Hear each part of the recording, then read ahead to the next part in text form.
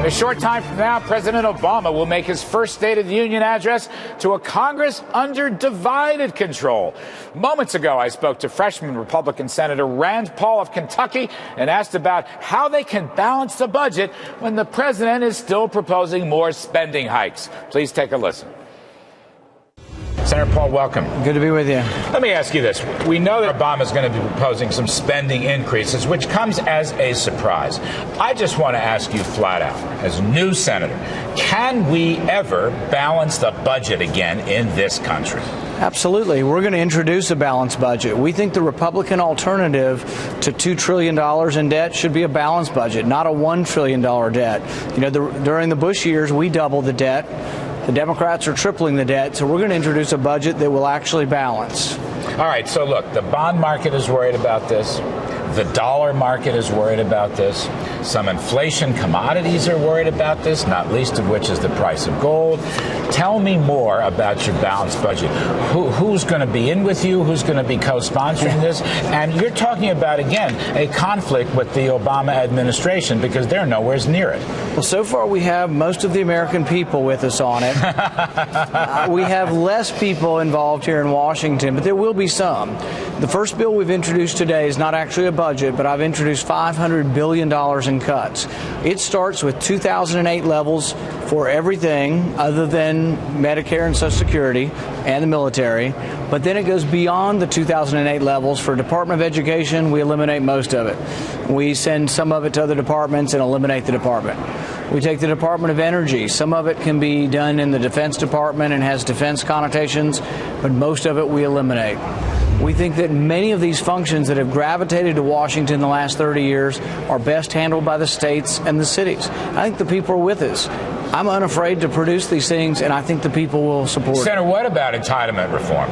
Is there any prospect at all in this coming session for entitlement reform, Medicare, Social Security, and maybe rolling back Obamacare as well? Yes. I mean, in my primary and in my general election, I said the age for Social Security will have to go up, not because of you or I, well, maybe you. Some of these baby boomers had too many kids after the war. That's me. Yeah, and I tell people that's not my fault. I had nothing to do with it, but I do say that we will have to raise the age of eligibility gradually. They did it during Reagan's era. We raised it 1 month a year. You could go to 70, but do it over 36 years. People would not feel the pain. There'd be some pain. But you'll have to do it in order to shore up. That fixes most of the Social Security problem. You could probably do the same for Medicare and fix a lot of the Medicare problems. All right. What about the dollar's role in this calculus? I mean, in terms of a growth plan, you have a balanced budget plan. You sort of walk through some of the issues. What about the dollar's role in this process?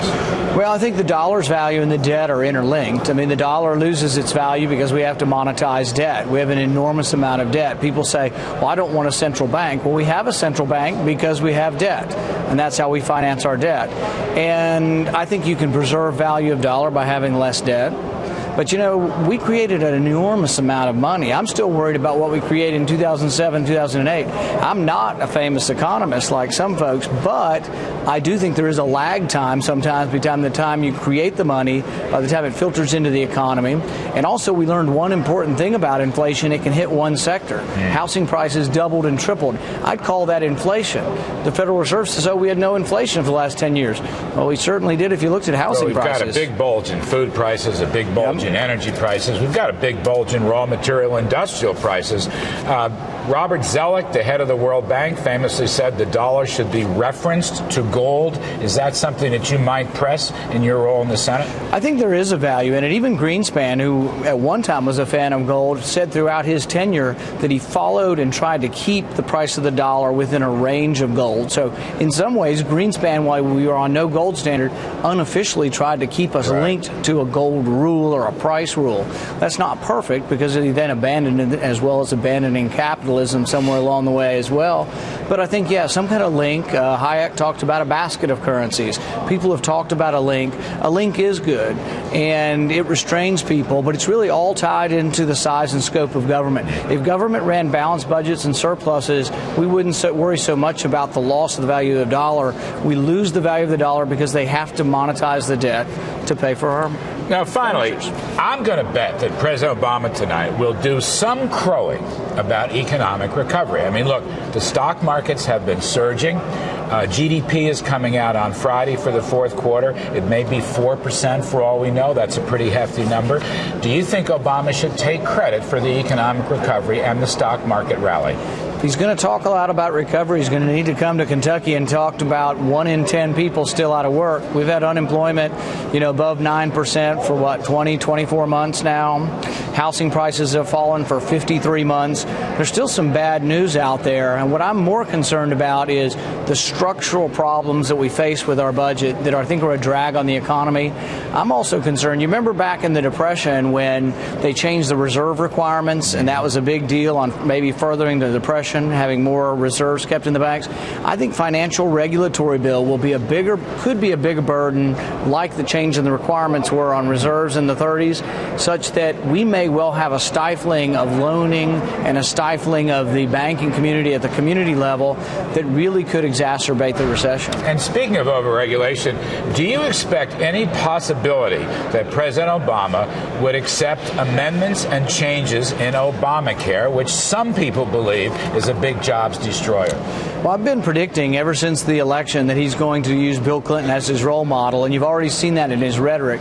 The question is, will any of his actions match his rhetoric? Now, he did make a compromise on extending the Bush tax cuts. To me, the compromise, or the better compromise, would have been we should have added spending cuts to the tax extensions. But he still did show a willingness to work with Republicans. We'll see. I'm not sure how much he will compromise. But I think the interesting thing is I don't think his core philosophy has changed. He truly, at his heart, is a progressive. He believes that the role of government is to fix economic and social ills.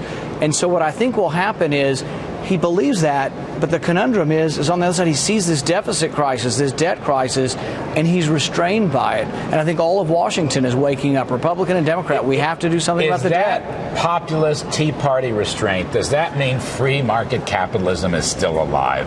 I hope so.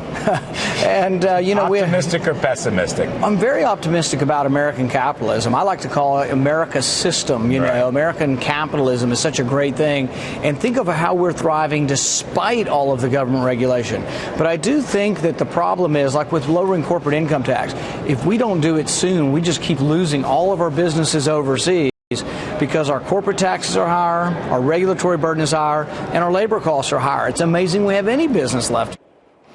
Well, many, many thanks to Senator Rand Paul. And let me just say, I am very optimistic about the outlook for free market capitalism.